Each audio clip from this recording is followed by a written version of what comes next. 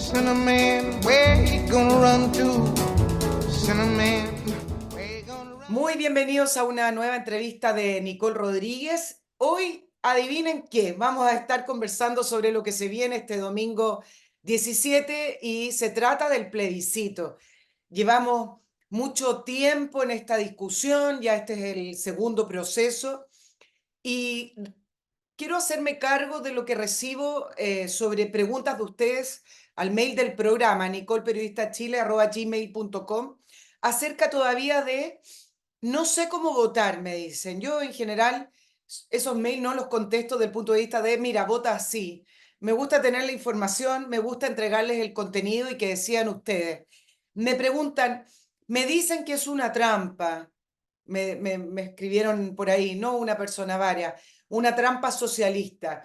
Hay gente que me dice que la derecha cedió en muchos temas y que por lo tanto no es una constitución que representa un sector de la derecha. Bueno, todo eso, así como también el tema de los derechos colectivos, los derechos sociales, me preguntan también de gente que son más proclives a la centroizquierda. De la izquierda no me pregunta porque van a votar en contra y varios ya me han escrito, varios que ven el programa, diciendo que no lo representan nada. Así es que a ellos no les vamos a responder las preguntas, por supuesto, ni las dudas.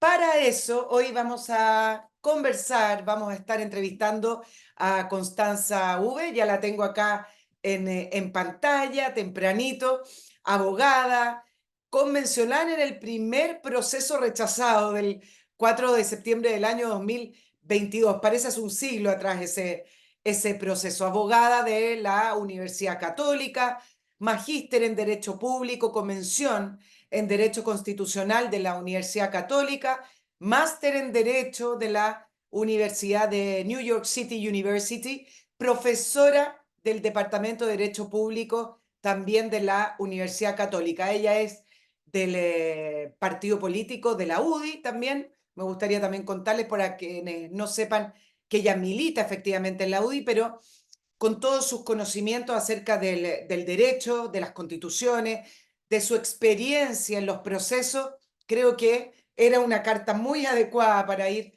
contestando varias de las preguntas. Constanza, muchas gracias por estar en el programa. Primera vez que te tengo, muchas gracias. No, muchas gracias a ti, Nicole, por la invitación y por supuesto un saludo a todos tus seguidores y todas las personas que te mandan preguntas y quienes ven finalmente este podcast. Así que muchas gracias. La verdad es que el encabezado de todos esos mails que me llegan, no solamente al programa directamente, sino que en redes sociales, es estoy confundido.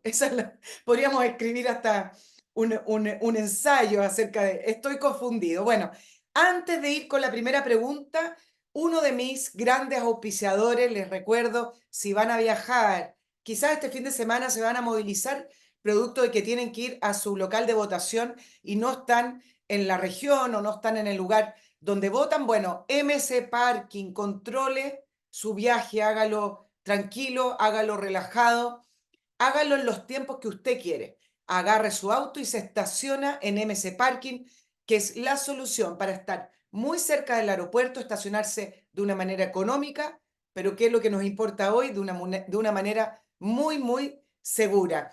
¿En qué consiste? Usted reserva online, no tiene que llegar a hacer trámites al estacionamiento, reserva online su lugar de estacionamiento, llega a MC Parking desde las autopistas, se ve clarito cuando usted se está acercando al aeropuerto, a través de Costanera Norte o Autopista Vespucio Norte, y un bus de MC Parking lo deja en la puerta del edificio del aeropuerto con sus maletas, con su familia, con todo lo que usted esté viajando. Servicio disponible 24/7, es decir, de lunes a domingo. El transporte al aeropuerto y desde el aeropuerto hacia su auto está incluido en el valor que usted pagó. Guardia, seguridad, alarma, cámara, todo muy seguro. Importante, con mayor anticipación que reserve su estacionamiento, más económico le va a salir. www.mcparking.cl. Y si de malos olores se trata, ahora en el verano, con el calor, no sé si se dan cuenta que de repente se empiezan a concentrar de una manera mucho más potente en los malos olores, sobre todo de aquellas viviendas, por ejemplo, las segundas viviendas en la playa o en zonas rurales que no están conectadas al alcantarillado. Bueno, aquí les tengo, no busque más, no busque soluciones espirituales con velas, con spray, eso es sumar mal olor al otro olor y el resultado es pésimo. Elimine los malos olores de raíz. ¿Por qué digo de raíz? Porque Oxinova trae unos polvos desarrollados con tecnología en un laboratorio en Estados Unidos. ¿Y qué es lo que hacen estos polvos? Al diluirse en agua, atacan directamente las bacterias que producen el mal olor. Cuando se empiezan a descomponer, por ejemplo, una materia orgánica, lo que hace es que se producen bacterias que empiezan a descomponer esa materia y empieza a emanar unos gases que son el mal olor. Bueno, usted los elimina directamente con Oxinova acá. Esto le llega a su casa, a su restaurante o donde esté, le llega esto muy simple con varios sobres. Aquí vienen las instrucciones, usted simplemente las sigue y es muy fácil de usar. Diluye en agua, lo vierte sobre el lugar donde está saliendo el mal olor y no se tiene que cubrir, no tiene que usar guantes porque es muy seguro y muy fácil.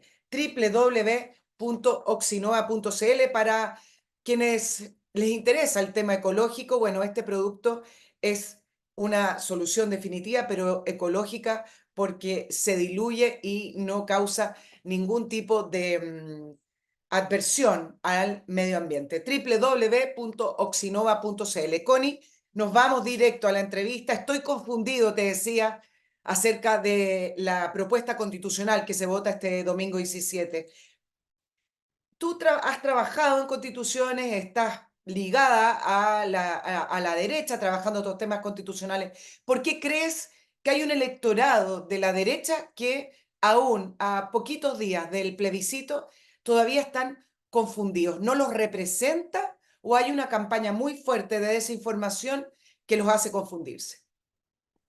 Yo creo que es una mezcla, Nicole. Primero empatizo 100% con el hastío de esta materia que tienen en general los chilenos, no solamente quienes están hoy día confundidos respecto a cómo votar, sino que quienes no querían este segundo proceso. Yo soy militante de la UDI y por supuesto que creo que hay cosas, y varias cosas que son muy positivas de este segundo proceso que no tiene punto de comparación con el que me tocó vivir a mí, pero yo no era partidaria en el fondo de volver a armar un segundo proceso. Yo quería que hicieran cambios, pero que hicieran cambios en el Congreso. Ahora, estamos en lo que estamos, ¿ya? Eso ya pasó, entonces yo creo que hay una mezcla entre el hastío, personas que no querían este segundo proceso, entonces se rebelan frente al mismo, y por otra parte, cierto, mucha desinformación. Y desinformación que viene por el lado, obviamente, de la izquierda, que están haciendo una campaña que incluye incluso a la expresidente Bachelet, que la exponen, o ella misma también se expone, ¿verdad?, a decir directamente mentiras, ¿verdad? Y por el otro lado hay ciertas personas que son, que tienen un cierto grado de liderazgo bastante menor, creo yo, pero quizás por el lado más de la derecha, que a mi juicio, por proyectos personales, egocéntricos, finalmente terminan tomando una postura que a mi juicio es bastante inexplicable, ¿ya? Yo creo que te diría que esa es un poco la mezcla de por qué hoy día puede haber no solamente confusión, sino que también una especie como de lejanía con este segundo proceso. Claro, ahora el tema del hastío, el tema de no queríamos este segundo proceso, que es parte de los argumentos, es decir, votar en contra el día domingo porque yo no quiero el proceso, es decir, votar en contra del proceso no soluciona el problema. No sé si tú vas en esa línea, es decir, ya estamos en esto, es decir, cuando alguien está enfermo y dice, bueno, pero yo no quería la operación, Mm. pero hay que operarlo, ¿no? Es un poco eso. Chile está enfermo, Chile está en declive y algunos dicen, esta constitución podría ser un... una contención a ese declive y comenzar un nuevo ciclo. ¿Te parece que pudiera ir por esa línea? De todas maneras, o sea, yo creo que, a ver, un aprendizaje que se tuvo de la convención constitucional fracasada, la bochornosa convención en la que me tocó estar, es que los chilenos tienen muy claro que las constituciones no te cambian la vida de la noche a la mañana para bien, al menos. no son una varita mágica, todas estas promesas que se hicieron en su minuto de solucionar problemas sociales a través de la Constitución.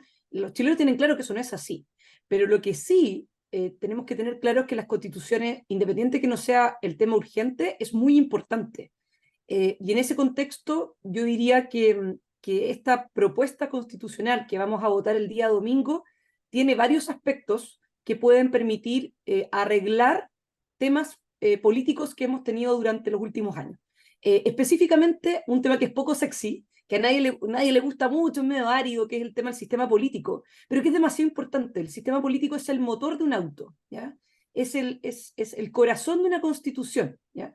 El corazón de una constitución es el sistema político. Y esta constitución tiene varios cambios que van a permitir tener menos partidos políticos, menos fragmentación, menos parlamentarios, y que yo creo que con la constitución vigente hacer esos cambios va a ser muy difícil. Que los propios parlamentarios vayan a bajar su número, que los propios parlamentarios vayan a hacer cambios para reducir los partidos políticos que ellos representan, parece bastante difícil.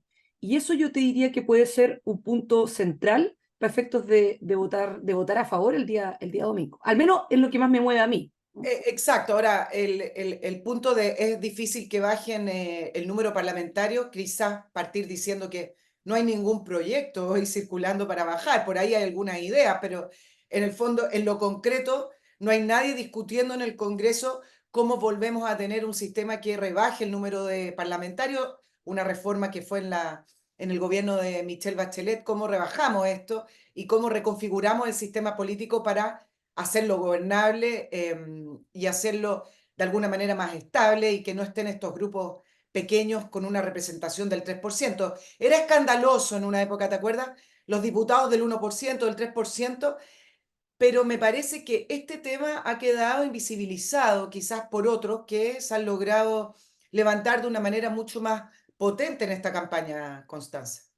Sin duda, bueno, ahí está también un tema que tiene que ver con la información, ¿verdad? El proceso pasado, para bien y para mal, teniendo en cuenta el contexto que se estaba viviendo, había mucha información porque había mucho interés, ¿ya? Entonces, el tema de los contenidos se manejaba, la gente sabía de lo que decía el texto. ¿Ya? A mí me tocó recorrer Chile varias veces, me tocó recorrer muchas comunas de la región metropolitana y en todas partes se sabía el texto, la gente lo leía con su familia, o sea, había un interés en informarse. Hoy no es así.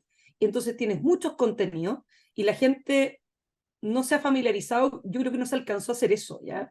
De familiarizarse mucho con los contenidos, salvo algunos que yo creo que finalmente son bien relevantes, el tema de la seguridad, el tema también de la libertad de elección, que yo creo que son temas centrales, pero claro, el sistema político no es un tema muy cercano, por así decirlo, pero es muy importante. Y muy importante precisamente para mejorar la calidad de la política.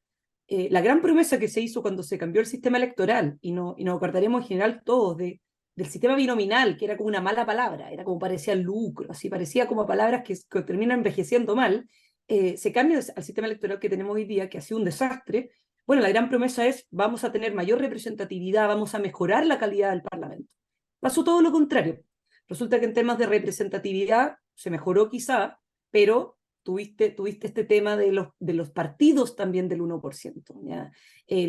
Los parlamentarios del 1%, pero por otro lado tampoco se mejoró la calidad parlamentaria porque esta fragmentación hace que haya un constante conflicto y hace que sea muy difícil sacar proyectos de ley adelante, especialmente por quienes son presidentes de la República, independiente cual sea el color político. Entonces, hoy día estamos en una parálisis institucional, un gobierno dividido, y el principal responsable de eso es el sistema político. Y uno dice, bueno, pero entonces, ¿por qué llegamos a esto? La Constitución supuestamente funcionó relativamente bien, con todos los defectos que pueda tener una Constitución. Bueno, porque se hizo una mala combinación de factores. Se mantuvo 4 años con elección conjunta de presidente con parlamento, pero se cambia el sistema electoral sin hacer cambios en lo otro. Y esa combinación ha generado esta tormenta perfecta que tiene a Chile paralizado institucionalmente. No es solamente culpa del sistema político, obviamente, pero tiene un tema no menor y una responsabilidad no menor en las crisis institucionales que hemos estado teniendo, en la parálisis institucional y en el gobierno dividido. Ok, ¿cómo deja la propuesta el sistema político? Sí, muy breve, tres quizás grandes cambios, ¿ya? Uno, baja el número de parlamentarios de 155 a 138, ¿ya? Es como un promedio entre lo que lo que teníamos antes eran 120, se pasó a 155, ahora se baja a 138. Segundo, se establece que los distritos van a tener magnitudes más bajas. ¿Qué significa eso en simple? Hoy día tú tienes distritos como el de Maipú, por ejemplo, Cerrillo, Estación Central, que elige 8 diputados. 8, ¿ya? Y tienes distritos que se eligen entre 3 y 8. Esto lo baja de 2 a 6. ¿Qué es lo que hace eso? Permite, ¿cierto?, que los distritos sean un poquito más pequeños, permite además que tengas menos parlamentarios del 1%, porque siempre el parlamentario del 1% es el séptimo o el octavo, ¿verdad? Y genera, de alguna forma, mayor tendencia hacia la mayoría, y eso tiende, ¿cierto?, a la cooperación. Y lo tercero, que es lo más importante, es el umbral del 5%. ¿Qué significa el umbral del 5%? Partidos políticos que no alcancen el 5% de la representación a nivel nacional en el Parlamento, no es que desaparezca el partido, pero no va a tener representación en el Parlamento. Eso, según simulaciones de institutos bien serios como el Centro de Estudios Públicos, el CEP, implica bajar de 21 parlamentarios a 10. Perdón, de 21 partidos políticos a 10. ¿Ya? 21 partidos políticos a 10. Entonces, eso obviamente te genera un cambio, porque es mucho más fácil conversar con 10 partidos políticos que con 21. Bueno, y además tiene que ver con algo de la representación, claro, por eso uno ve las conversaciones en el Frente Amplio para poder constituirse como un solo gran partido y no tener estos pequeños grupos políticos. Hay varios otros partidos que estarían en problema, el Partido Radical, el socialismo democrático en general también, si sacan líneas, deberían tender a converger en un solo gran partido. Difícil la misión, pero eso es otra historia. Vamos con algunas de las preguntas también, Constanza, que me hacen. ¿Esta es una constitución socialista? No, de ninguna manera. Eso es falso, totalmente falso. Pero el tema de haber aceptado que Chile es un Estado social democrático de derecho, no significa que se abre la puerta a una futura mirada socialista del Estado chileno. De ninguna manera, porque, a ver, mira, para sincerar la discusión, a mí no me gustan los conceptos amplios, medio interpretativos, precisamente porque se generan estas confusiones, ¿verdad? El concepto de Estado subsidiario, a mí tampoco me gusta. El Estado social y democrático de derechos tampoco me gusta, no lo habría incluido. ¿Por qué? Porque se deja para mucha interpretación. Entonces, Estado subsidiario al final va a terminar definiéndolo la interpretación, que es lo que es Estado subsidiario. Me gustan las reglas claras, como es, o sea, como creo que queda definido en la Constitución, en la propuesta constitucional. Dicho lo anterior, la Comisión de Venecia, que es una comisión internacional que fue veedor o observador del proceso pasado y de este, señaló una cuestión que es muy clara: es perfectamente compatible el Estado subsidiario con el Estado social y democrático de derechos, ¿ya? Y lo segundo, las reglas que hacen que el Estado sea subsidiario están establecidas en la propuesta constitucional. Hay libertad de elección explícita en materia de quién te administra los ahorros previsionales. Hay libertad de elección explícita en materia de salud. Hay libertad de elección explícita en materia de establecimientos educacionales. Eso queda muy fomentado, ¿ya? Eso queda muy establecido de manera más explícita que en la Constitución vigente. Entonces, al final del día, ¿qué es lo que define a un Estado social de derecho? Bueno, la provisión efectiva de derechos sociales. Y eso, si se entiende la subsidiariedad íntegramente en lo positivo y en lo negativo, no hay una razón para que esto no pueda ser llevado a cabo por la sociedad civil. O sea, es compatible el hecho de robustecer la sociedad civil, la libertad de elección, con lo que son los derechos sociales. Hoy día la Constitución vigente tiene derechos sociales, reconoce derechos sociales. La propuesta constitucional también reconoce y agrega algunos derechos sociales, como el derecho a la vivienda. Pero eso no cambia en ningún caso. O sea, eso de creer o decir que esto es un Estado o que se está convirtiendo en un Estado socialista es Ok, muy pero falso. ¿Ah? ¿por qué lo peleaba tanto la izquierda, el concepto, y a la vez por qué lo aceptó la derecha? Me estoy haciendo cargo también de las preguntas acá. Sí, claro, por La derecha supuesto. tenía mayoría, ¿por qué aceptó incluirlo? Mira, el tema del Estado social de derecho viene por los llamados bordes, ¿ya? ¿Qué significaron los bordes? Los bordes eran básicamente ciertos contenidos que necesariamente la propuesta constitucional tenía que tener. Esos bordes fueron transversalmente aprobados desde el Partido Comunista hasta la UDI, ¿ya? Bordes que tenían de todo un poco, o sea, bordes de que, por ejemplo, independiente de que fueran electos los consejeros constitucionales, no podía generarse una sola cámara, por ejemplo. Teníamos que tener Senado, teníamos que tener Cámara de Diputados. Bordes relacionados también con libertad de elección y una serie de otras cosas. Entonces, el Estado social y democrático de derechos, que es un concepto amplio, medio indeterminado, tenía que estar en la propuesta constitucional. Ahora, la gran pregunta, y ahí es donde uno tiene que ver el resultado final, es cómo se materializaba eso en la propuesta. Y cómo se materializó es bastante sensato. Es más que sensato, creo yo. Se incluyó el concepto, pero se le dio una bajada, ¿verdad? Y esa bajada es una bajada que hace compatible totalmente lo que es la subsidiariedad con lo que es el Estado, con lo que son los derechos sociales y lo que implica la libertad de elección por parte de las personas y el empoderamiento de las personas y la sociedad civil con lo que es el rol del Estado. Claro, y se da la paradoja que en la actual Constitución efectivamente no está el concepto de Estado social y democrático de derecho, pero tampoco está incorporado el concepto Así subsidiario, es. es decir, Así es. a pesar de todas las recriminaciones de la izquierda y todo lo que vilipendiaron el tema del Estado subsidiario, en la Constitución del 80 no quedó establecido el Estado subsidiario escrito. Entonces, se da la contradicción y acá viene la pregunta, para resguardar al final la libertad de las personas, ¿qué es mejor, como dirían los niños? ¿Qué es mejor, Constanza?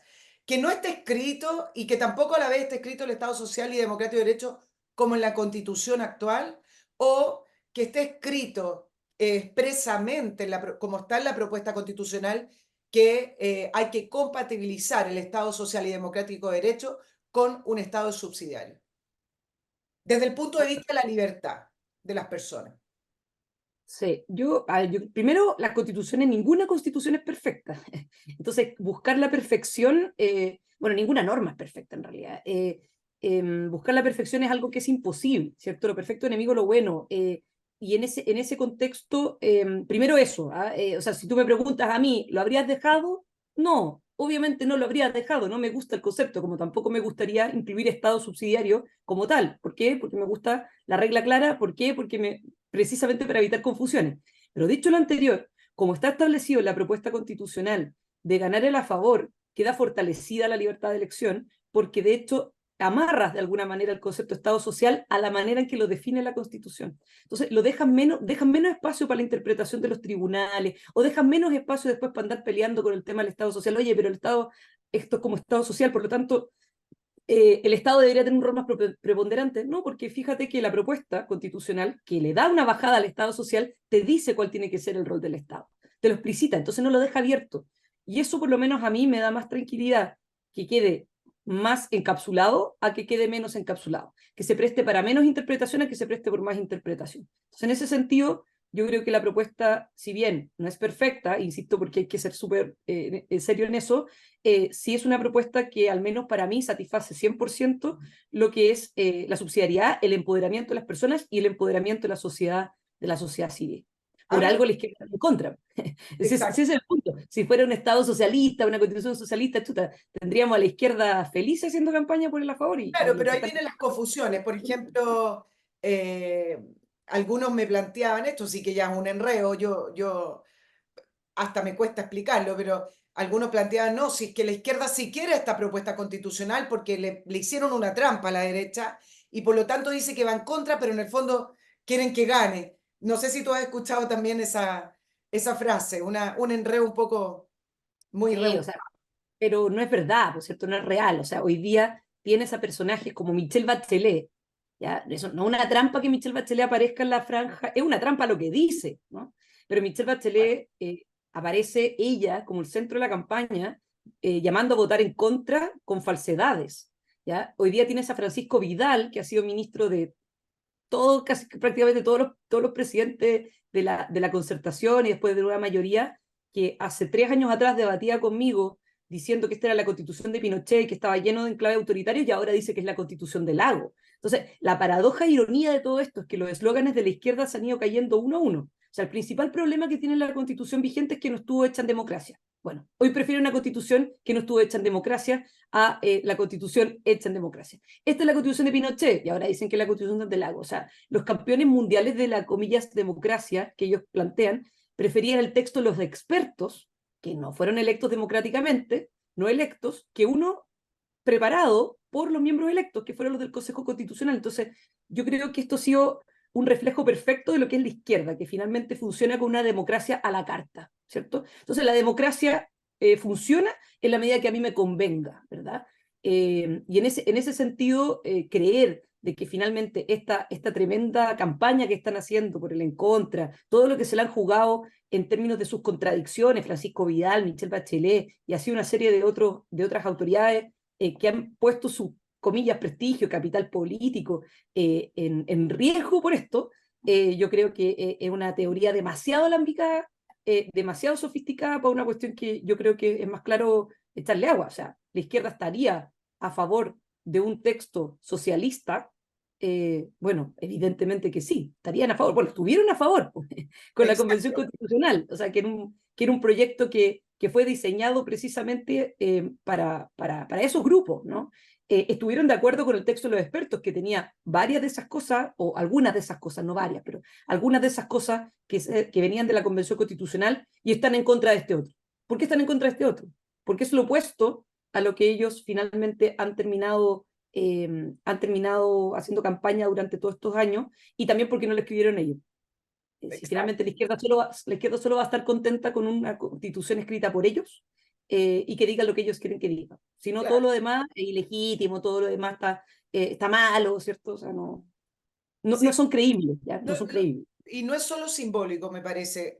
Si uno revisa la propuesta, la primera propuesta constitucional donde tú participaste, no es solo simbólico de quién la escribió, es decir, en democracia o quién la firma, sino que también es relevante que se quería incorporar contenido que de otra manera, a través de un congreso con mayoría, no hubieran tenido. Es decir, me parece que más bien hay un aspecto político de contenido y del modelo que ha quedado en segundo plano, pero acá había una intención directa de establecer un modelo en Chile que si hubiera sido a través de las urnas o si hubiera sido a través de una discusión en el Congreso no lo hubieran obtenido. Entonces, me parece que forzar un modelo quizás hasta socialista, si hablamos en esos términos, algunos dijeron chavista, pero bueno, socialista, chavista, era Ni forzarlo Chávez, ni a Chávez través se de... atrevió a tanto. Ni Chávez se ¿Cómo? atrevió a tanto. Ni Chávez se atrevió a tanto con la constitución pasada. Ni Chávez ni ningún otro se atrevió a tanto como lo Bueno, que fue la convención. creo que ese 80% que sí dijo cambiemos la constitución les iba a seguir respaldando. Hablemos de los derechos progresivos. Varios dicen, me escribían y decían, ¿por qué la derecha incorporó esto de los derechos progresivos? Porque a la larga eso significa que el Estado va a tener toda la potestad del mundo para poder incidir y poder el Estado entregar esos derechos. Es decir, el concepto de los derechos progresivos les hace ruido.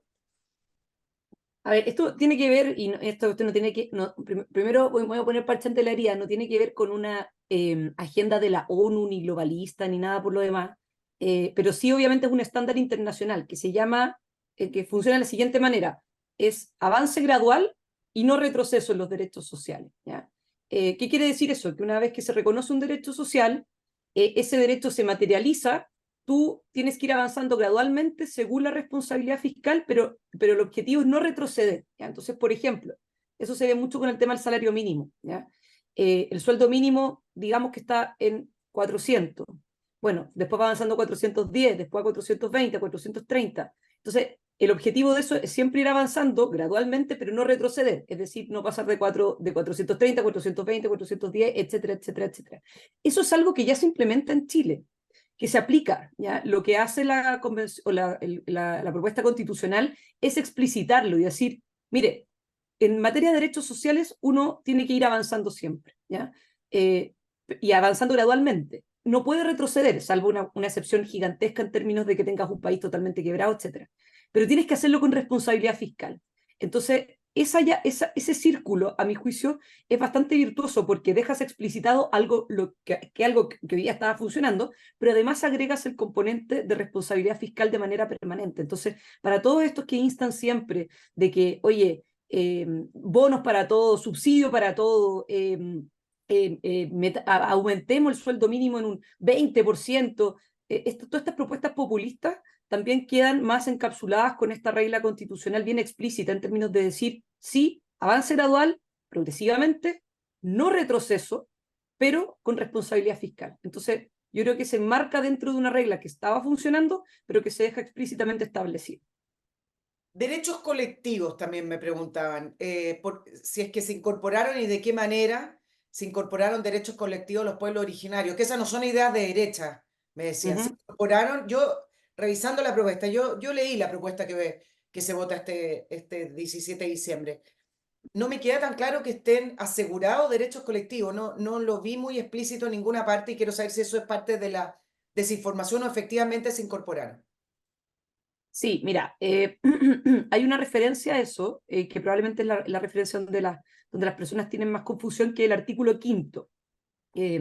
Lo voy a leer brevemente, solo la primera parte, como para explicarlo. Dice: la Constitución reconoce a los pueblos indígenas como parte de la nación chilena, que es una e indivisible. El Estado respetará y promoverá sus derechos individuales y colectivos garantizados por esta Constitución, las leyes y los tratados internacionales ratificados por Chile que se encuentren vigentes. A ver, ¿la Constitución vigente reconoce a los pueblos indígenas? No. No reconoce a los pueblos indígenas, y esto finalmente es una diferencia con la propuesta constitucional. Ahora, el tema del reconocimiento de los pueblos indígenas es algo que viene de décadas, y de hecho se iban a incorporar en la reforma constitucional del 2005 y se dejó fuera.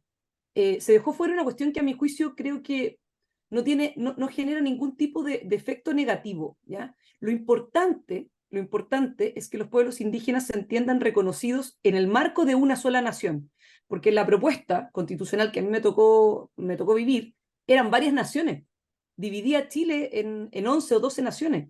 Entonces ya no había una sola nación chilena, habían 12. ¿Ya? Entonces lo que está haciendo esta propuesta es decir, sí, se reconoce a los pueblos indígenas, pero en el marco de una sola nación. Ahora, ¿qué pasa con el tema de los derechos colectivos? Eso sí, hoy día están reconocidos en la medida que hayan tratados internacionales ratificados por Chile que estén reconocidos. La Constitución vigente, en el mismo artículo 5º de la Constitución actual, lo dice. Dice que se entiende que la soberanía reconoce como límites los derechos esenciales que emanan de la naturaleza humana, reconocidos por esta Constitución y por los tratados internacionales ratificados por Chile que se encuentran vigentes. Entonces, hoy día los derechos que se encuentran en tratados internacionales, que incluyen derechos individuales y derechos colectivos, si ya está ratificado por Chile en un tratado internacional, ya está incorporado. Entonces no cambia mucho en ese sentido con este contexto, porque lo que dice es: el Estado respetará y promoverá sus derechos individuales y colectivos garantizados por esta Constitución. Por lo tanto, si no están en la Constitución, no. Por las leyes, por lo tanto, si están en las leyes, se va a reconocer, pero si están ya. Y los tratados internacionales ratificados por Chile que se encuentran vigentes. Entonces, al final del día, la Constitución lo que hace es decir, si estos derechos individuales y colectivos ya están reconocidos, ya sea por el texto constitucional, ya sea por leyes o ya sea por tratados internacionales, bueno, se entienden reconocidos. Pero si no están, está el concepto nomás. ¿Ya? Ok. Por lo tanto, yo no veo que eso vaya a ser un cambio muy grande comparado con la propuesta actual, o sea, con la Constitución vigente. Perdón. Pero eso nos lleva al tema de las calificaciones de algunos con respecto a la propuesta de ser una constitución globalista, una constitución que incorporó las directivas de la ONU, esto de los tratados internacionales vigentes. Déjame saludar a un tercer gran auspiciador mientras lo piensas, Constanza, para poder responder correctamente ante esos reclamos que se hacen de esta es una propuesta que incorporó las direcciones de la ONU, propuesta globalista.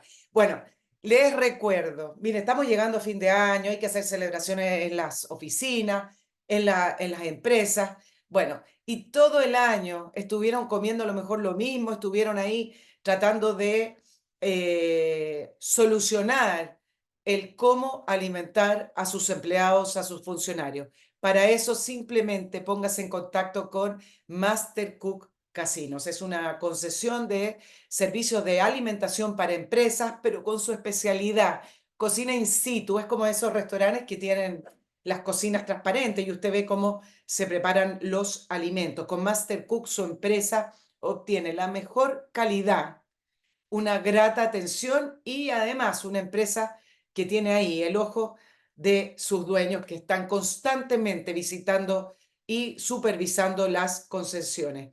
Al ojo del dueño engordan las vacas, dicen, bueno, es más o menos así. Con Master Cook no se lleva sorpresas porque Master Cook funciona con esa comida que va a dejar satisfecho a su gente, a sus funcionarios, a sus empleados. Tienen distintos planes sin importar el tamaño de su empresa. Para eso le pregunta a través del mail ventas@mastercook.cl o simplemente visita www.mastercook.cl y ahí va a conocer los planes que tienen, pero también cuénteles de qué se trata su empresa, qué tipo de empleados son y así pueden llegar a la solución correcta y perfecta para tener esa concesión de alimentación de empresas. www.mastercook.cl. Constanza, te preguntaba entonces si eso de los tratados internacionales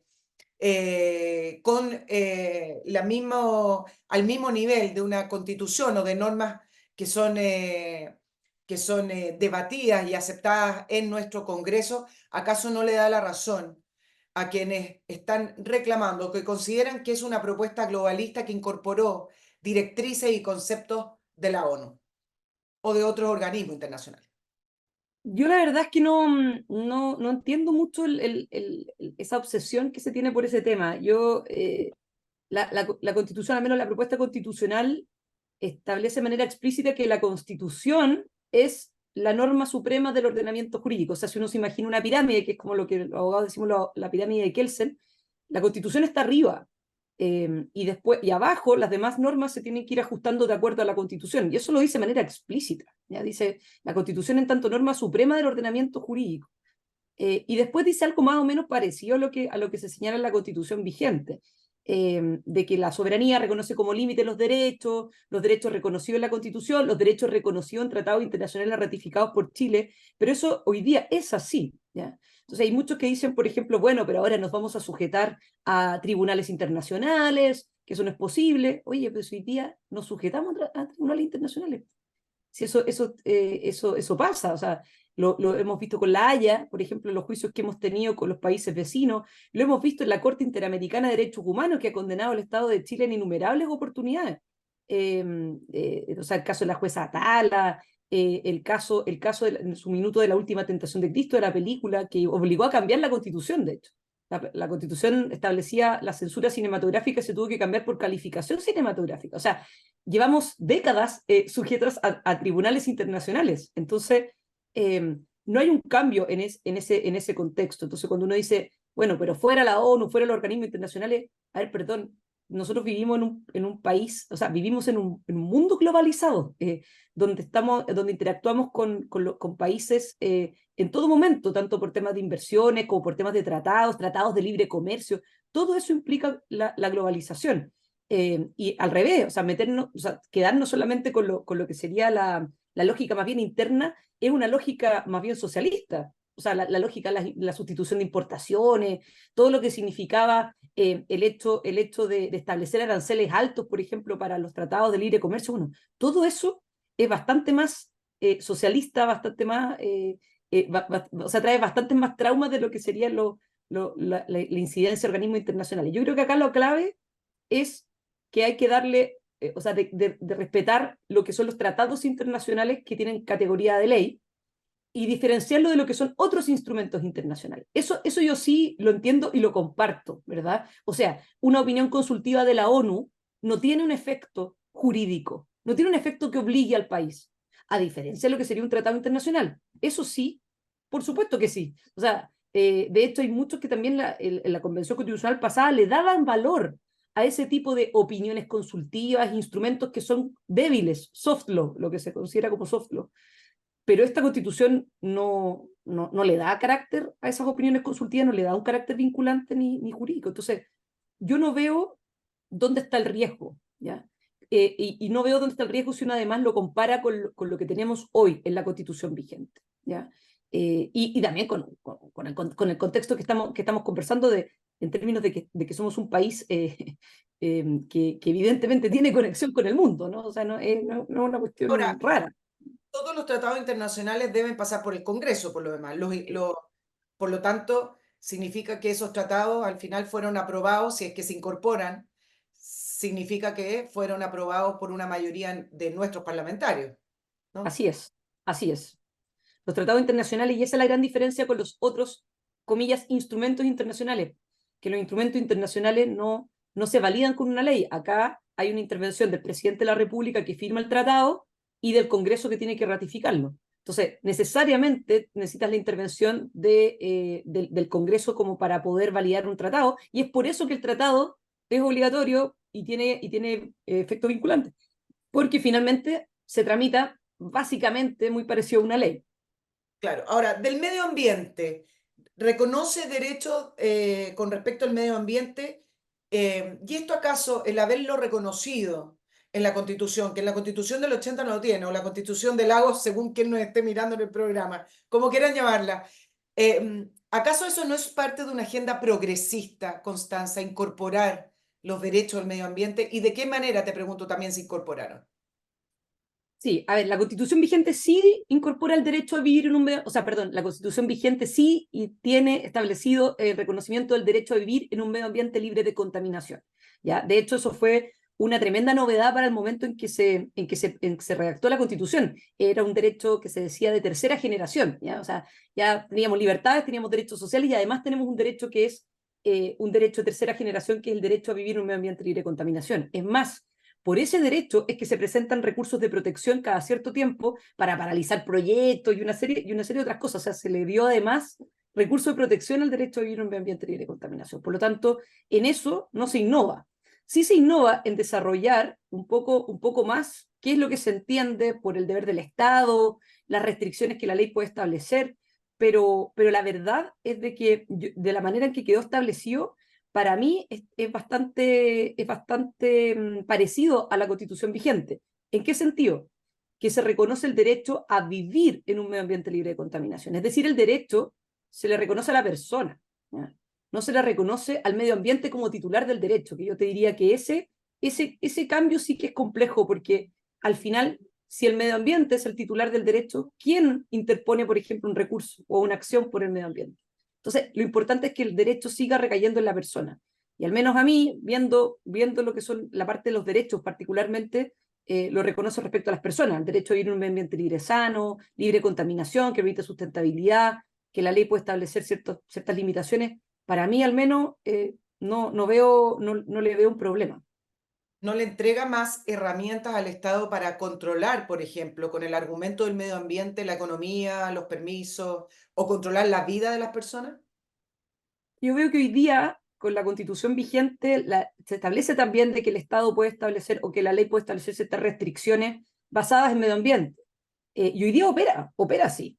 De hecho, yo creo que opera, ya nos pasamos de roscas con eso, en términos de que tienes proyectos que de repente avanzan años y que los terminas paralizando en el comité de ministros, que es un comité político, o que los terminas paralizando con recursos de protección. O sea, hoy día la permisología, como se dice por ahí, y la tramitología a estas alturas del partido tiene paralizado ciertos proyectos productivos que dan empleo, que generan también crecimiento económico por razones de medio ambiente, pero sobre todo por razones ideológicas. Eso hoy día lo tenemos con la Constitución vigente. Entonces, quien diga, por ejemplo, bueno, pero es que ahora vamos a pasar a hacer eso, o sea, vamos a detener en el fondo proyectos, actividad económica por el tema del medio ambiente, oiga, pero hoy día pasa, pasa también. O sea, hay que reformar el sistema medioambiental, yo creo, para quitarle el carácter político, por ejemplo, al comité, o sea, que el comité político, que es la apelación,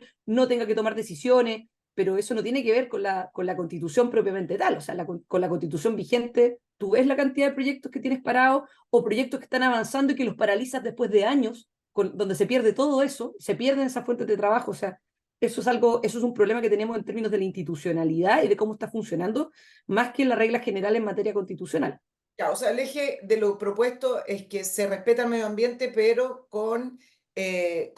concentrado, puesto el énfasis en la persona, no en el Estado, si es que lo entiendo bien. O sea, claro, en materia de derechos, que eso es lo que creo que es la parte importante, el capítulo de derechos, si queremos así ubicarlo geográficamente, se reconoce el derecho a vivir en un medio ambiente libre de contaminación, dice como sano, y medio ambiente libre de contaminación, pero el derecho recae en la persona. Hay un capítulo, y eso probablemente es lo que a algunos les molesta, que habla de la protección del medio ambiente, la sustentabilidad y el desarrollo, y lo ve desde el punto de vista de los deberes, ¿verdad? El deber del Estado de proteger el medio ambiente, en materia, por ejemplo, de la sustentabilidad, pero no se habla de derechos del medio ambiente. Y eso para mí, por lo menos, es una tranquilidad. Ahora, en términos del deber de proteger la biodiversidad, de proteger el medio ambiente, ¿yo lo habría incluido con tanto detalle en la propuesta? No, no lo habría incluido con tanto detalle, pero no me parece que eso represente un riesgo, ¿ya? No me parece que represente un riesgo porque hoy día el deber del Estado en términos de materia medioambiental está en la Constitución vigente, en la institucionalidad ambiental también está ese deber, y es la razón por la cual tenemos toda una institucionalidad ambiental que se preocupa de validar o darle el vamos a los proyectos o dedo hacia abajo, ¿cierto? No validar esos proyectos. La paridad, Constanza, ¿por qué aceptaron seguir incluyendo la paridad de salida transitoriamente con respecto a los resultados electorales? Mira, yo estoy en contra de la paridad de salida, totalmente en contra. No habría incluido, no lo habría incluido por ningún motivo. Me parece que eso en general fue un error, fue una concesión finalmente que sacrifica cosas que para mí son muy relevantes, como es la igualdad del voto, o sea, que en general son relevantes. Las grandes conquistas de la democracia moderna son el sufragio universal Exacto. y la igualdad del voto, que todos los votos valgan lo mismo y todos los votos pesen lo mismo. Por lo tanto, si tú me preguntas a mí, eh, creo que ese es un tema que no se debió haber incluido. Ahora, matizando, se incorpora pero de manera transitoria. Se incorpora, si no me falla la memoria, solo por 2 periodos, Así y es. si es que se logra la paridad, es decir, si se logra sin hacer el ajuste, por ejemplo, en la primera elección, o sea, en el fondo de generarse el efecto de 60-40 o 50-50, de verdad que no me acuerdo en esa parte, pero si se genera el efecto en la primera elección, se acaba la paridad, ¿ya? Eso yo creo que en la práctica implica un matiz bastante importante porque no es una paridad que vaya a ser permanente, sino que es muy transitoria, se le pone coto, se le pone un periodo específico, y lo bueno es que queda en la Constitución. Entonces, si después eso se quisiera cambiar para dejar, por ejemplo, la paridad de manera permanente, tú necesitarías el quórum de reforma constitucional para cambiarlo. Entonces, a mí por lo menos me gusta que haya quedado amarrado en la Constitución para evitar que después en el Congreso uno diga, ya, bueno, no quedó la paridad, por ejemplo, en la Constitución, por decirte un ejemplo, pero lo vamos a aprobar por ley. Bueno, entonces el quórum para eso es bastante más bajo. Entonces, si uno lo mira desde ese punto de vista, yo te diría que quedó bastante amarrado y bastante acotado. Por lo tanto, si se quisiera dar permanencia al tema de la paridad, bueno, se tendría que cambiar la Constitución para poder hacerlo. Y eso creo que también funciona bien. O sea, me parece que dentro de lo malo, yo no lo habría incorporado de nuevo, habría dejado de hecho hasta una prohibición expresa. Sí me parece que la manera en que quedó es bastante acotada y me gusta el hecho que se establezca el límite del periodo de tiempo y todo en la propia Constitución, porque para cambiarlo se requeriría una reforma constitucional. Sobre seguridad, ¿qué elementos realmente la gente puede destacar de la propuesta constitucional que hoy no tenemos y que efectivamente van a implicar un cambio con respecto a las herramientas para poder tener recursos? No me refiero a recursos económicos, ¿no? Sino que recursos constitucionales para poder tener más seguridad y poder combatir el crimen, combatir el terrorismo, etcétera.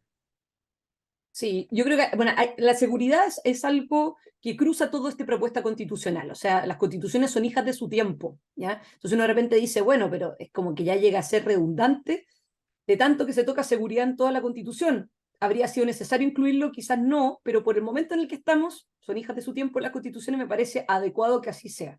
Se refiere en varias partes de la propuesta constitucional al tema de la seguridad, pero yo me quiero quedar quizás con dos cosas, ¿ya? Porque van a tener un efecto que es directo. Porque muchos dicen, bueno, hay un tema que tiene que ver con el derecho, por ejemplo, a vivir en un entorno seguro, el deber del Estado, tener que... Ya, ok, sí, son elementos que están y que eventualmente van a poder generar quizás algunos cambios jurisprudenciales y todo, pero yéndonos quizás al cambio directo, al que uno dice, oye, esto sí va a generar un efecto práctico de inmediato.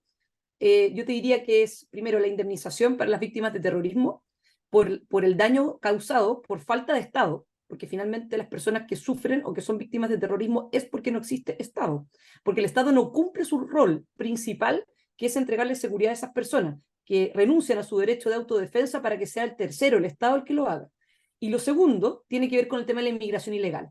Hoy día la constitución vigente no hace referencia en ninguna parte al tema de la migración. Y uno dice, bueno, pero van a ser principios generales. No tan así, porque resulta que la materia de migración obliga a cualquier gobierno, este y otros que vengan, a tener que hacer la pega, ¿ya? Ejemplo muy específico y muy concreto. La propuesta constitucional que se va a votar este domingo señala que los inmigrantes ilegales tendrán que ser expulsados en el menor tiempo posible, ¿ya? ¿Qué hace eso en la práctica? Uno dice, bueno, pero el menor tiempo posible, no dice cuál es el menor tiempo posible, ya, pero vamos, por ejemplo, a ver la resolución del Servicio Nacional de Migraciones de este gobierno de febrero del año pasado.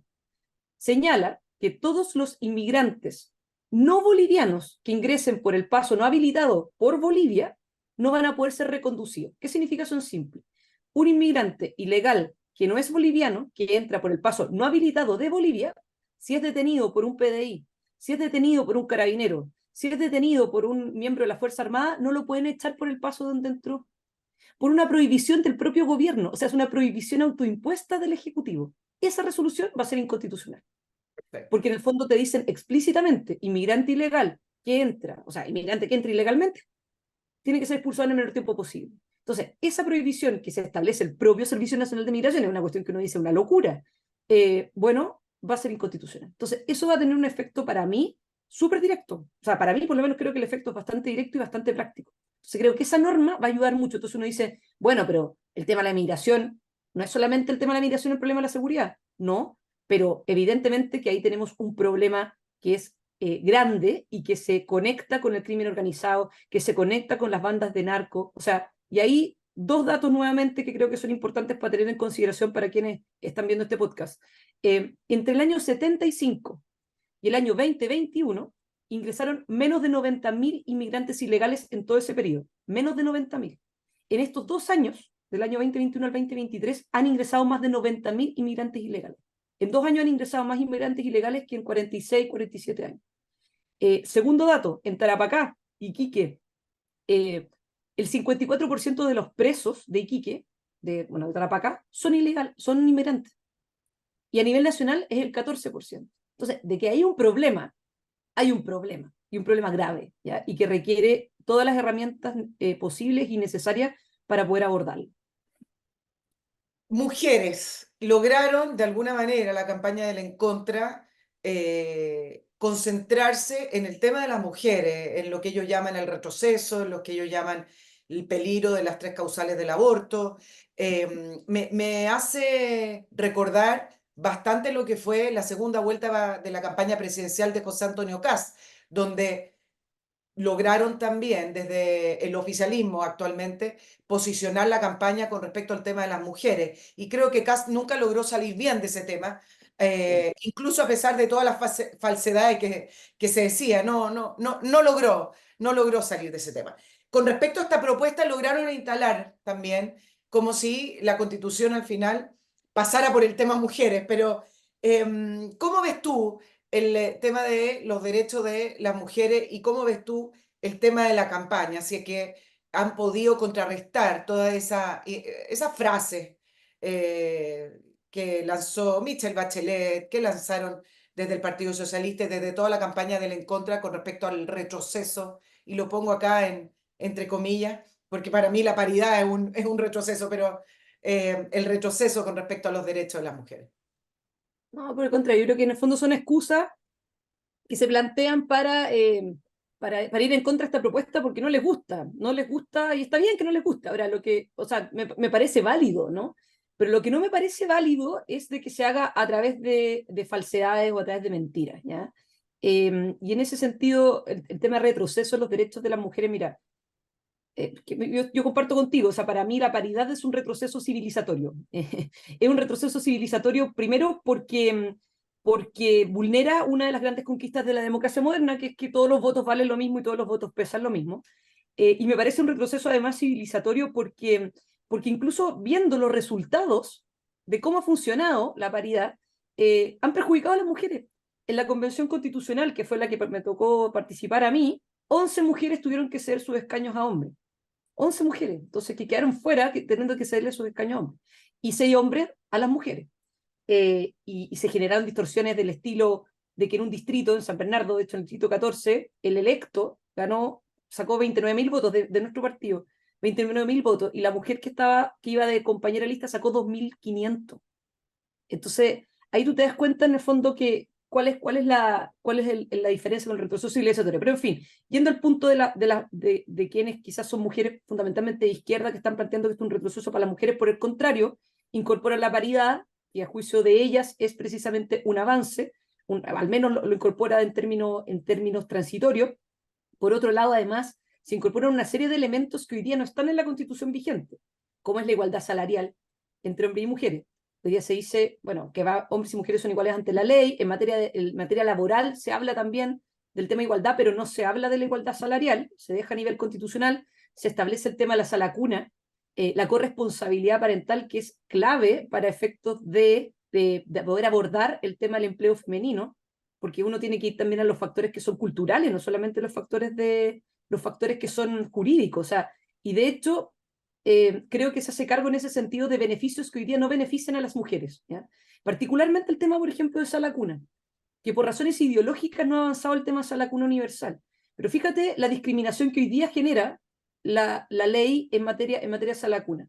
Si una empresa tiene más de 20 trabajadoras, tiene que tener sala cuna. Eso genera dos discriminaciones. Primero, ¿hay algún incentivo para ese empleador a tener que contratar a la mujer número 20? No, porque está solamente dispuesto, comillas, el beneficio es a la cuna en el caso de sean mujeres y no papás, cuando deberían ser papás, mamás y papás, ¿ya? Si son papás y mamás, que sean más 20 trabajadores que sean papás y mamás. Y la segunda discriminación es que las mujeres que están en una empresa, mamá, que tiene menos de 20 trabajadoras, bueno, no tiene derecho a sala cuna. Entonces, el concepto de sala cuna universal y la corresponsabilidad parental también es algo que se deja en la Constitución, por lo tanto, yo creo que eso también es un avance. Y en materia del aborto, para mí, y quiero ser súper clara con eso, yo estoy en contra del aborto. Si hubiera sido parlamentaria, habría votado en contra del aborto en 3 causales. Pero dicho lo anterior, y así como lo han dicho también profesores, profesoras, ex ministras del Tribunal Constitucional como Marisol Peña, que le tocó revisar este caso del Tribunal Constitucional, el tema del aborto en 3 causales, no porque uno esté en contra del aborto, significa que va a validar o creer que esta propuesta constitucional derogaría el aborto en 3 causales, porque eso no es verdad, ¿ya? No es así. O sea, el aborto en 3 causales, tú la única manera que tienes para derogarlo es que lo derogues a través de la ley o a través de una prohibición explícita de la Constitución que hubiera establecido que el aborto está prohibido, y eso no es así, ¿ya? El cambio que se hace, que solamente hacer el cambio del qué con el quién, no es un cambio que habilite a poder derogar el aborto en 3 causales. Por lo tanto, lo que se está planteando es directamente falso, y Claro, por el ahora, contrario, lo que desde el punto de vista de las mujeres como que sobreabunda en temas constitucionales, que yo lo habría dejado en materias legales, ¿te das cuenta? Pero creo que por otro lado avanza en eso.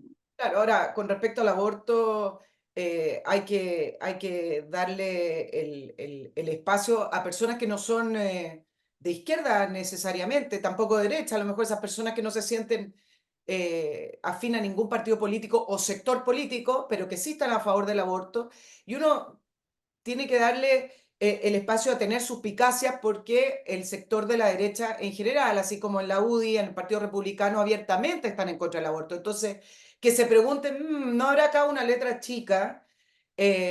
Acá no habrá una trampita, ahora la trampa para el otro lado, de esta norma finalmente habilitarse para luego volver a discutir estas causales de estas 3 causales para permitir el aborto y poder anularla. Me parece que es legítimo que tengan esa suspicacia. Sí, de todas maneras, o sea, por eso también yo partí diciendo, mira, yo estoy en contra del aborto. Si hubiera sido parlamentaria, lo habría votado en contra.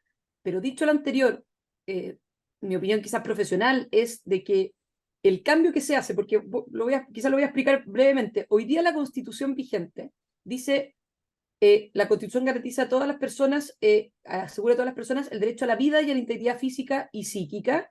Y después dice, la ley protege la vida del que está por nacer, ¿ya? La ley protege la vida del que está por nacer. Con esa norma vigente es que se aprobó el aborto en 3 causales, ¿ya? Y se llevó al Tribunal Constitucional. A mi juicio, en ese momento fue un error hacer eso, pero bueno, da lo mismo. Se llevó al Tribunal Constitucional, y el Tribunal Constitucional, con esa norma vigente, dijo, el aborto en 3 causales es constitucional. No vulnera el aborto en 3 causales el concepto de la ley protege la vida del que está por nacer. ¿Por qué? Por algo que yo también creo, o sea, independiente de mi postura en términos del aborto. El constituyente le dejó al legislador la determinación de cuándo comienza la vida o la determinación en estas materias. No se quiso casar la Constitución con ese punto y se lo derivó al legislador. Por eso dice, la ley protege la vida del que está por nacer. No la Constitución protege la vida del que está por nacer. Se lo deja la ley. ¿Ya? ¿Y qué es lo que hace la propuesta constitucional nueva? Dice, la ley protege la vida de quién está por nacer.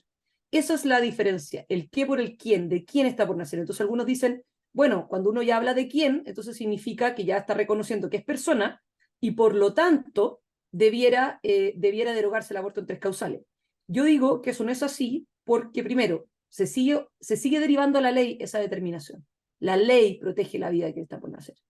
Y segundo, el modificar el qué por el quién, a mi juicio, es un avance en cuanto a que nadie podría decir, o sea, que lo que una mujer tiene en su cuerpo es una cosa, igual que un libro, igual que un celular, igual que un vaso, o sea, al menos tiene una cierta protección especial. Y eso es algo que el propio Tribunal Constitucional, cuando dijo esto, el aborto en 3 causales respeta la Constitución, también lo dijo. Dijo, esto es un bien de especial protección. Entonces, desde mi punto de vista, creo que avanza en cuanto al cuanto a reconocer de que lo que tiene la mujer en su cuerpo no es una cosa, ¿ya? Pero por otro lado, respeta el tema de dejar al legislador esa determinación al momento de decir la ley protege la vida de quien está por nacer. Entonces, yo creo que en ese sentido me parece que las dudas son súper razonables, la suspicacia es muy razonable, pero creo que la campaña que han hecho, o la campaña que ha hecho Michelle Bachelet y otras ex autoridades, es una campaña que genera suspicacias que no son fundadas desde el punto de vista que yo creo que o hay mala fe ahí, o hay mucha ignorancia. Porque esto lo saben, ¿no? Quienes están haciendo esta campaña.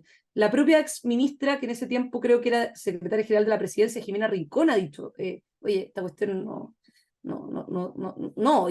sea, y ella estuvo a favor de esto, ¿no? Estuvo a favor del aborto en 3 causales. Entonces, personas que han estado a favor del aborto en 3 causales, personas que estuvimos, por ejemplo, en contra, tenemos, por lo menos yo tengo la convicción más absoluta de que no lo pone en riesgo para quienes al menos tienen esa sensación de que se está poniendo en riesgo. Me parece más bien que la norma que propone esta propuesta constitucional podría implicar a futuro, y acá tú me corriges, Constanza, porque yo no soy abogada, podría implicar a futuro quizás no extender las 3 causales en el sentido de lo que pedían en tu primera participación del proceso constituyente, que era aborto libre, es decir, y se llegó al extremo de pedir aborto libre a cualquier mes, cualquier día, en cualquier momento.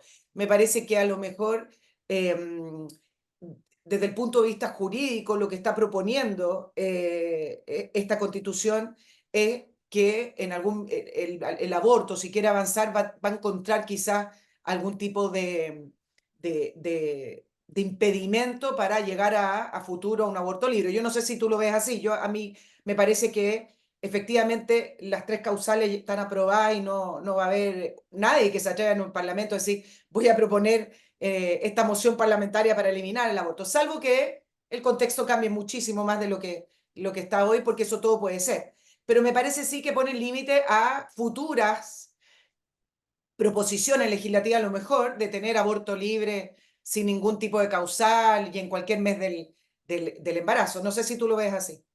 O estoy Mira, yo entendiendo mucho esto. no, para nada, sí, es súper razonable. Mira, yo creo que o sea, esas dudas, en términos de si, por ejemplo, se puede avanzar a un aborto libre sin límite de meses, que al final ese era el tema que había en la Convención Constitucional que me tocó participar Era a mí. libre, Claro, libre. era Claro. libre, o sea, el Estado no se podía meter en eso, o sea, era una cuestión muy loca y muy radical, ¿ya? Y en ese sentido uno dice, claro, una propuesta así chocaría con la propuesta constitucional. Sí, pero chocaría yo creo que con la vigente y con la nueva. Ah, ok. O sea, yo no veo que en ese sentido hay un cambio muy relevante, más allá de la consideración del feto como algo, como una, finalmente para mí es persona, ¿ya? Pero por lo menos en términos jurídicos de que tenga una especial protección, o sea, no equiparar lo que sería una cosa cualquiera con lo que la mujer tiene dentro, o sea, que tiene su cuerpo. Pero si tú me dices a mí, bueno, quizá esto le pone un límite mayor a lo que sería el aborto libre sin causales, pero y en cualquier mes, yo te diría de que sí, pero esa interpretación yo la tendría respecto de lo que dice la Constitución vigente con lo que también se está aprobando ahora. Yo no veo que vaya a haber un cambio por el cambio de concepto, ¿te das cuenta? Y de hecho, yo creo que independiente de mi postura, de nuevo, al respecto, por ejemplo, un aborto libre hasta el tercer mes, eh, como existe en otros países, o hasta el segundo mes, es algo que tengo mis dudas si sería inconstitucional, más allá de mi posición, tanto con la Constitución vigente como con la nueva, porque se lo deriva al legislador finalmente esta determinación. Al menos esa es la postura, la manera en que lo veo yo. Dos No es algo que cositas. yo quiera, digamos, no es algo que yo quiera, yo no lo impulsaría y lo No, votaría está en bien. contra, pero Me es imagino como que lo cuando veo. se legisla o los políticos que están en ejercicio entienden que hay una diferencia entre las ideas personales o las convicciones personales a convicciones de Estado o hacia dónde debe ir un país. Pero bueno, dos cositas antes de terminar, Constanza. Estamos el domingo votando una propuesta constitucional contra qué. ¿Qué es lo que hay al otro lado? Es un plebiscito muy difícil. Y en esa línea te planteo dos escenarios. Se está votando esta propuesta constitucional contra una constitución vigente, que va a ser mi primera pregunta, pero ¿cuánto queda de la constitución vigente? ¿Y cuánto queda de, no legítima porque no se escribió en democracia, porque esta constitución rigió durante todos los gobiernos de la concertación, sino que cuánto queda de la constitución del punto de vista del respeto que se le tiene, del respeto a las normas? A mí me parece que lo que hay hoy vigente es más bien como un cuerpo, así que ya no le queda mucho, no, no solamente por los cambios, sino que también porque otras instituciones del Estado ya ni siquiera la respetan.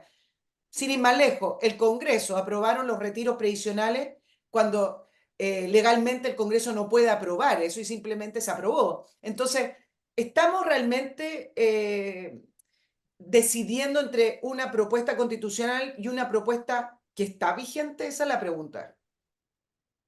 Bueno, en la práctica sí, pero no es que sea un plebiscito en contra de la Constitución vigente.